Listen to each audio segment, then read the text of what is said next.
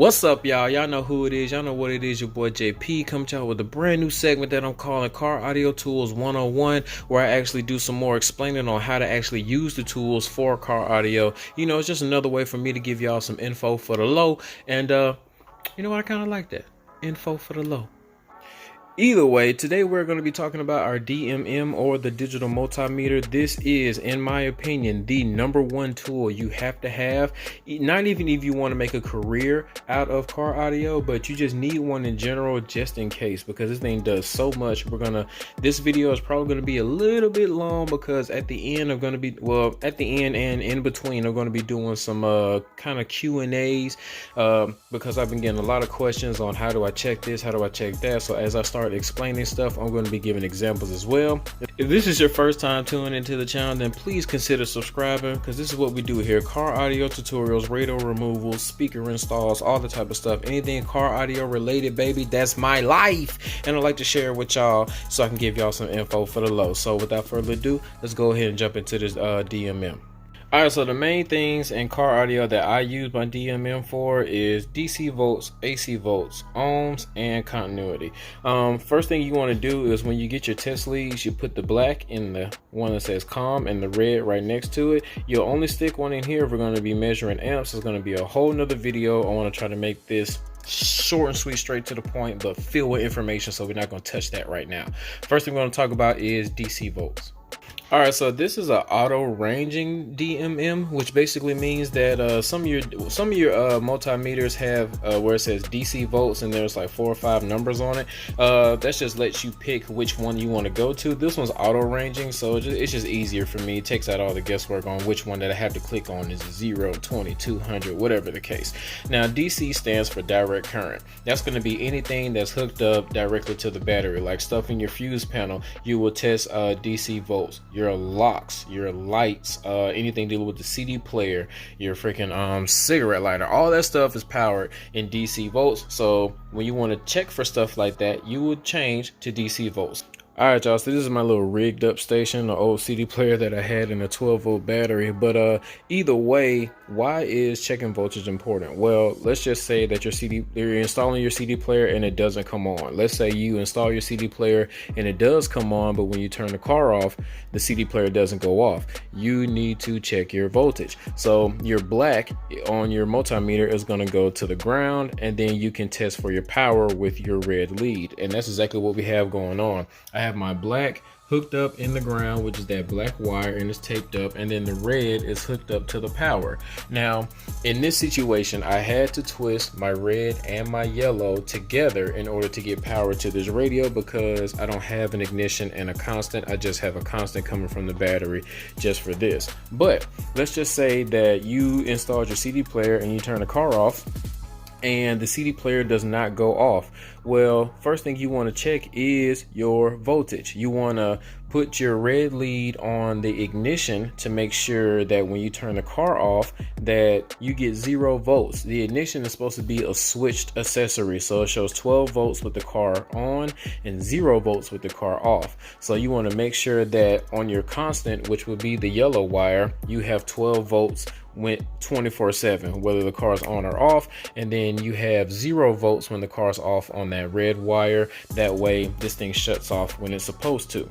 So let's just say you've installed the CD player, you have everything hooked up right, but when you turn the car on, the CD player does not go on. And this has happened to me a bunch of times, and it's not necessarily because you've installed anything wrong. It could be a blown fuse. So let me show you how to check for blown fuses with the DMM. Alright, so there's 2 ways that we can check for fuses. We can use DC volts or continuity. Now, continuity is this thing at the bottom, kind of looks like a sound wave almost, or a little speaker that's going out. If we go over here, we can check to see if our fuses are good, because what continuity does is it's basically the presence of a complete path, or just basically, for lack of better words, it makes sure that everything is touching. Now, this little thing on the inside connects one side of the fuse to the other side, so it basically completes the current path inside whatever circuit that you're dealing with. So if this thing breaks in the middle because of too much current flowing through or whatever the case is, then that will blow. And if this is blown, then this could be one of the simplest fixes, one of the simplest reasons on why your CD player is not working. So on continuity, it has a little beep on it when you touch the two leads together. So if I put this on one side and touch it with the other one, we should hear that same beep if this is a good fuse. And we do. So if this was a blown fuse and I touch both sides, then we know that it's not good. Now when you're inside the fuse panel, you won't be able to get to these, but these fuses have those little prongs at the top. So stick one on one side, one on the other side on those little metal things right there. You should get that same beep. Now for me, I usually just stay on DC volts, and then what I'll do is I will take my ground and ground it somewhere inside the car. You can even use the ground from the CD player if you know that that's good, and then take your red and then start checking your fuses on those same prongs at the top. And what you want to see is 12 volts on both sides. So what I would do is turn the car on, and then I would take my red lead and hit this side to make sure I read 12 volts, and hit that side to make sure I read 12 volts. In your fuse panel, you're going to get some that read 0 on both sides. That's fine. What we're looking for is something that does not read 12 volts on the same side, because that would mean that that fuse is blown. Now when you're looking for your fuses and pertaining to your radio, you want to look for stuff like radio, stereo, amp, ignition. Either one of those may have something to do with the reason why your radio was not turning on. So check your fuses using DC volts. On to the next one. Real quick, before we leave off DC volts, I almost forgot. If you guys have ever had your black and red swapped, no worries, it won't damage anything. You can see our CD player is still turned on, and I have my black, which would usually test for my ground, in my positive, and then I have my positive and over here on my ground in the negative. The only thing that you're going to see is that negative line right here, and that lets you know that your polarity is swapped. So just swap them back, no worries. On to the next one. Now we're going to be talking about alternating current, which is AC volts. Boom. You can tell the difference between AC and DC is because on DC at the top you'll see the straight line. On AC you see the little squiggly line. Basically, direct current is current flowing one way. Alternating current is current flowing both ways, back and forth, which would be mainly our speaker levels. So you know, you got high level, which is your speaker wires, and you have low level, which is a RCA.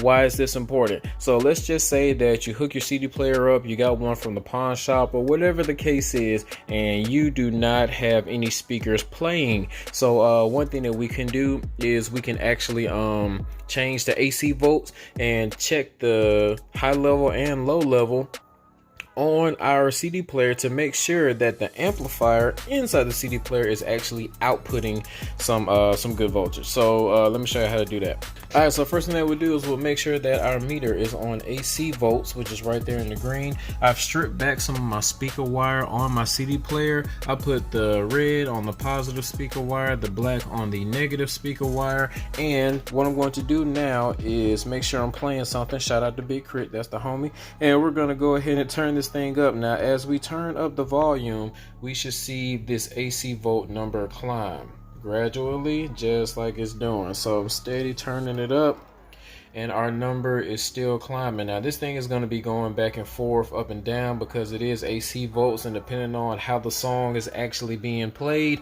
it may go up and down, and you're just going to get different amounts of voltage coming out. But this right here is reading some good AC volts, so I know that at least that speaker's not the issue. So now that we've checked for our speaker wires on high level, let's check our RCA on the low level. So I got my RCA plugged in on one just to show y'all how to do it.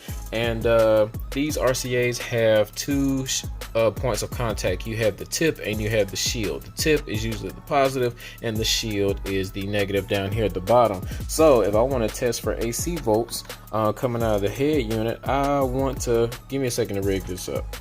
I'm trying to do this with one hand and record at the same time, so y'all got to bear with me. But I got that positive on the tip, and I have the negative right here just touching the shield right there at the bottom. And of course we're reading 0 because I have the volume down. But if I turn the volume up, So you'll see the low voltage numbers. So I know these are a little bit lower, but of course we are testing for low volts. Now you'll probably get a different reading if I had this hooked into the front or rear RCA jacks. I got it plugged into the sub. It's just by nature I'm always going to the subs. But either way, you see the lower voltage numbers. That's how we would test for AC volts on our RCA jacks. Alright, so we know that we got good AC volts coming out the RCA jacks. We have good AC volts coming from the speaker wire. We've checked that with our multimeter. Let's say now we have a speaker that's still not playing, and we know that is not the CD player because it's outputting. It must be that speaker. So the way that we can check for that speaker is if we go to ohms. So ohms is the measurement of resistance. So anytime you want to measure your sub or your speaker, you would do that in ohms. So if we flip this over, this is the Cadence Beast. We'll be doing another video with that. You see that it says 2 ohm DVC. DVC stands for dual voice coil, which means there's 2 sets of positive and negatives on here, and that means these should read 2 ohms. So what I'm going to do, I already have it set in ohms. That's that little omega symbol right there, and I'm going to take my black and hold on. Y'all gotta stick with me, baby. I only got one hand. All right, so I'm gonna take my black, I'm gonna put it over here on the negative side. I'm gonna take my red, put it over here on the positive side. And when I come over here, it's gonna give me 2.2, 2.1. It should fluctuate around there by 0.1 or whatever, but this is a dual voice coil 2 ohm sub. Now you can go ahead and put this and check the other side just to make sure, but for the most part, that's how we measure resistance. So how does this help? If we know what ohm level our speakers are supposed to be, then when we check our speaker, it should say 2, it should say 4.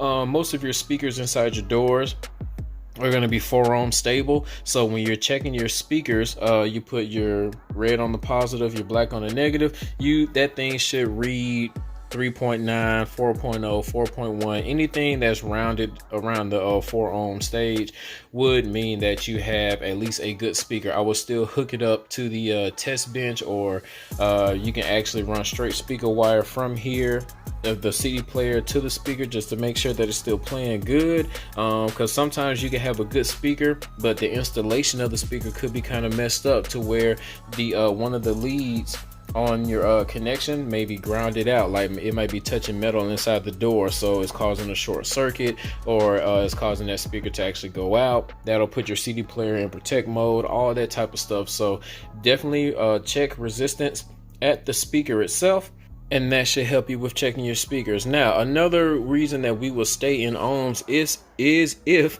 we were dealing with subs itself. So this is a dual voice coil 2 ohm sub. So since it has 2 sets of positive and negatives, there's different ways that we can wire this sub to get a different amount of power out of our amplifier. So this dual 2 cannot be wired at 2 ohms because you have to hook up both voice coils on each side. So when we get done wiring this up, this can either be a 1 ohm sub or configuration or a 4 ohm configuration, and that's whether we want to hook it up in series or parallel. So the only way to actually know how we have this hooked up is when we hook our wires up to it, we can measure it in ohms to make sure we got the right ohm load. So let me hook these wires up real quick and show you what I'm talking about. Alright, so I got this thing wired in series, which basically means I have the negative on this side hooked up to the positive on this side, and the ones that's not being connected, they are in my meter, and boom, we are reading 4 ohms. Now, somebody who wants just a little bit of bass but has this sub, I will probably hook it up in 4 ohms because you're gonna get some clean power coming from the amp. It's just enough bass. Me, I like a little bit more thump, so I'm gonna wire it up in parallel. And parallel basically means that I take the negative on this side and it's crossed over to the negative on that side, and I have the positive on this side going to this positive. And with my meter hooked up to this side, we are at 1.3 or 1 ohms. 1.2, I told you, it's gonna bounce up and down. This is what I would use for my vehicle, but the only way I know exactly what my ohm load is by using my multimeter, and that's why we have it set to ohms right now, to see what type of of configuration we got going to our amp. The speakers and subs aren't the only thing that you can actually measure with your multimeter. Let's say you have some steering wheel controls and it's not data based, but it is resistance based. You can use that on your steering wheel controls, and I have to have a car that actually has a resistance based steering wheel controls for me to do, so that'll be another video down the line once I get one. But you put these two on the wires. One will be like a reference ground. You should have a reference ground, and you put this on one of the other steering wheel control wires that you find inside the car. Press that button, whether it's volume up, volume down, mode, whatever, and then you will see those resistance values jump up and go back down to 0 once you let it go. You record those values, and that's how you test to make sure that your steering wheel controls are actually working. Dang, that should be a good video. I'll make sure that I make that soon.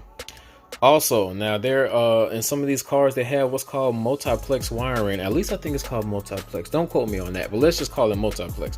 Basically what I'm trying to say is there are wires inside the car that do more than one function. Like, let's just say your door locks. So you have one wire that does lock and lock. You also have one wire that goes to all your windows, or whatever the case is. If that's the case, then you do need to check for resistance. So you will put the black on ground, and then you will put your red on the actual wire, and then you will press the lock button, you'll record that value, and you press the unlock button, and then you record that value. And that lets you know what resistor you may need to use in order to get your door locks, your lock and unlock to work properly with your security alarm. Dang, that should be another good video. Are y'all getting something from this?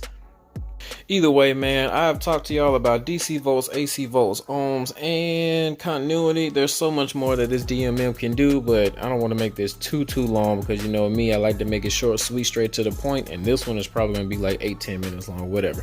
But either way, man, I hope you guys found some type of value from this video. This actual multimeter, I'm going to find a link on Amazon and try to put it in the description. I've had this one for a long time, and I like it. It's like 20-30 bucks. But you don't need to get one that's that first of all, that's not expensive, but you don't need to get that one. This one right here I got from AutoZone for like $9. I left this one at work, and I was doing some stuff at the house, and I was like, man, I need to go get a multimeter. AutoZone, O'Reilly's, whatever. It doesn't have to be expensive, because all I needed was AC volts, DC volts, ohms, and continuity, and it has that. It's pretty cool. But either way, man, I hope you guys found some value in this video. If you did, make sure you hit that like button. Don't forget to subscribe, share, comment, all that good stuff. Until the next time, I will see you later. Peace.